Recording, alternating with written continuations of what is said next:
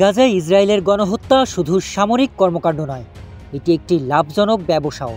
এমনই অভিযোগ উঠে এসেছে জাতিসংঘের বিশেষ প্রতিনিধি ফ্রান্সিস্কা আলবানিজের এক সাম্প্রতিক প্রতিবেদনে বলা হয়েছে, বিশ্বজুড়ে অন্তত ৪৮টি কর্পোরেশন ও আর্থিক প্রতিষ্ঠান ফিলিস্তিনে চলমান দখলদারিত্ব ও মানবাধিকার লঙ্ঘন থেকে কোটি কোটি ডলার আয় করছে।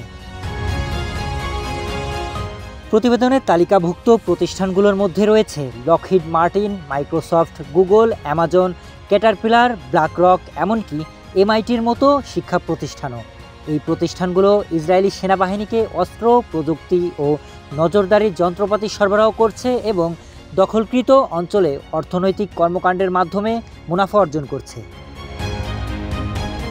গাজায় সামরিক প্রযুক্তি পরীক্ষার ক্ষেত্র তৈরি হয়েছে বলেও প্রতিবেদনে উল্লেখ করা হয়, যেখানে ড্রোন, কৃত্রিম বুদ্ধিমত্তা ও নজরদারি প্রযুক্তি প্রথমবারের মতো ব্যবহার করে এবং পরে তা রপ্তানি করা হচ্ছে।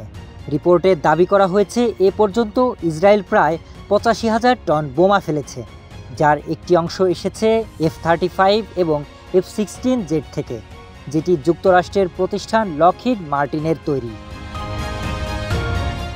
এদিকে প্রযুক্তি কোম্পানিগুলোর বিরুদ্ধে অভিযোগ, তারা ফিলিস্তিনিদের উপর নজরদারি, বায়োমেট্রিক্স তথ্য সংগ্রহ ও কারসারাল অবকাঠামো পরিচালনায় ইসরায়েলকে সহযোগিতা করছে।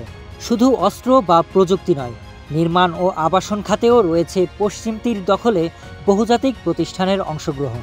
ক্যাটারপিলার ও হুন্ডাইয়ের সরবরাহকৃত যন্ত্রপাতি ব্যবহার করে ঘরবাড়ি, হাসপাতাল ও কৃষিজমি ধ্বংস করা হচ্ছে। আবার ভাড়া প্ল্যাটফর্ম Booking.com ও Airbnb পশ্চিম তীরের অবৈধ বসতিতে সেবা দিচ্ছে।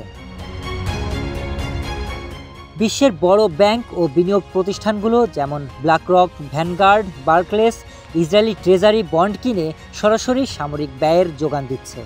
এমনকি ধর্মভিত্তিক কিছু দাতব্য সংস্থাও সামরিক প্রকল্পে অর্থায়ন করছে বলে অভিযোগ। প্রতিবেদনে বলা হয়েছে, গাজায় গণহত্যা বন্ধ হচ্ছে না, কারণ এটি লাভজনক ব্যবসা। এটি শুধু ইসরায়েলের নয়, বিশ্বজুড়ে শত শত প্রতিষ্ঠানেরও ব্যবসার ক্ষেত্র হয়ে উঠেছে। Sharif Rahat, news desk, hello Bangla.